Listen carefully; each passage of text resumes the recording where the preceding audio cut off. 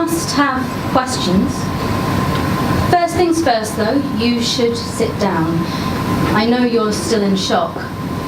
Everyone is when they get here after an abrupt transition like yours. The ones who have longer to prepare, it's easier on them. Do you feel well? Do you know where you are? I bet you were expecting the pearly gates, weren't you? Clouds and cherubs, all that silliness. That's what I usually hear. The fact that the afterlife looks like a suburban office park always comes as a surprise. It only makes sense when you learn that heaven's a corporation. Jesus modernised. You've been referred to this department because you're someone special. I'm Balthazar, your intake officer. I'm here to talk about your case, about your options. You had a spectacular life, didn't you? Oh, don't be modest. I've got it all right here in your file. No, we phased out paper 1,000 years ago. Afterlife LLC is an all-Windows environment. Steve Jobs tried to convince us to switch to Macs when he passed through here a few years ago, and discussions were held, but Apple's earthly walled garden is big enough already. So, let's see. From the time you were a little girl, you stood out, didn't you? A straight-A student. You set up a lemonade stand near the golf course in your neighbourhood and saved the money for college. In high school, you convinced your parents to let you buy stock. Those were some brilliant investments too, almost scary. When the time came to go to college, you had your choice of scholarships. You had half the Ivy League fighting over you. And why only half? Because you didn't apply to the rest. But you're not the Ivy League type, are you? You never were. You're more Stanford, palm trees and Palo Alto. And that's where you ended up. Masters at Caltech, PhD at Chicago. And you're fluent in French, Spanish and Vietnamese. There's an interesting story behind that one, isn't there? Speaking of interesting stories, we know all about the boyfriends, the abortion and the drinking, but don't worry, you're only human. We all understand. So much pressure you put yourself under. It's natural that you went off the deep end now and then. We can chalk it up to errors of judgment. Accidents happen, which is how you got here, actually. We have it down here that you were one of the first to recognise the potential of the internet. Your investment website broke a lot of ground back in the day, even if no one remembers it now.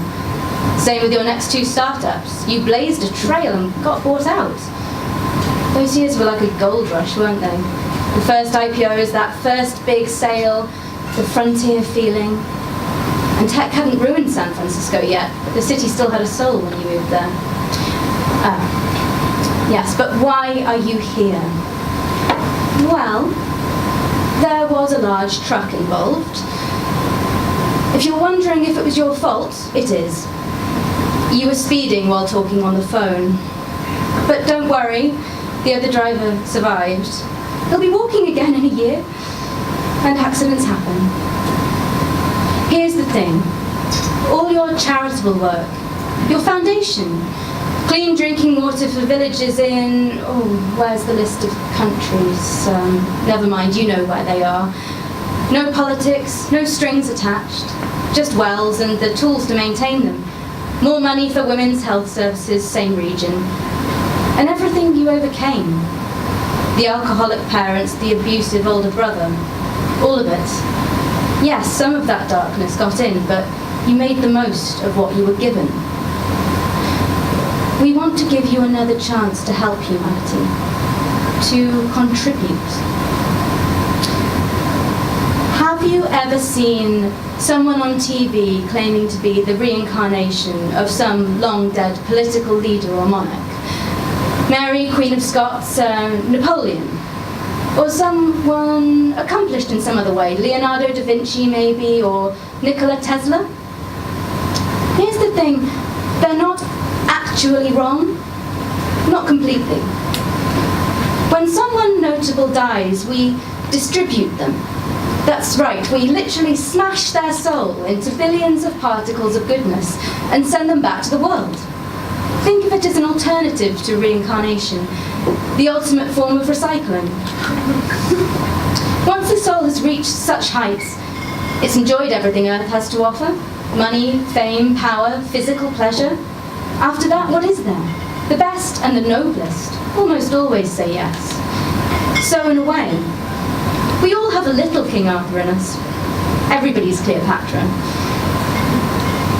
It's not a perfect system. We've made mistakes too.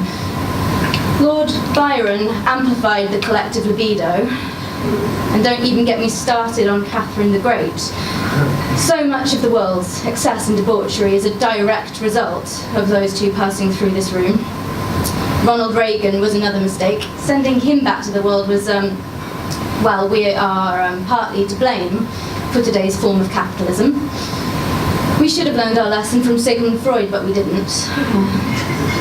There are also defectors. Harry Houdini found a way to reassemble himself. We have no idea where he is now. And something happened to Steve Jobs. We think he wound up in the internet instead of the people that he was supposed to uplift. In any case, we're trying to rectify all of that, to course correct, before it's too late. Which is why we need people who are genuinely decent and good. People who have done something with their lives. People who are resilient. How does it work? That's a good question. Do you see that door over there? You shouldn't open it. Not until you're sure. There's a supermassive black hole on the other side. There's so much more to them than scientists have even begun to understand. Think of them as portals of divinely inspired destruction. Also as corridors and as distribution networks. As you pass through the event horizon, everything that makes you who you are will be fragmented, atomized. The soul by itself has no substance. Any pain that you feel will be mental. And the pain won't last forever.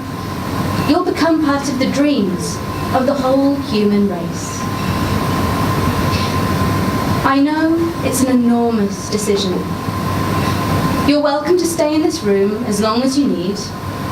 In case you haven't noticed already, you no longer need to eat, drink or sleep, so you can feed your soul with works of art instead. That's an El Greco, and next to it an original Vermeer.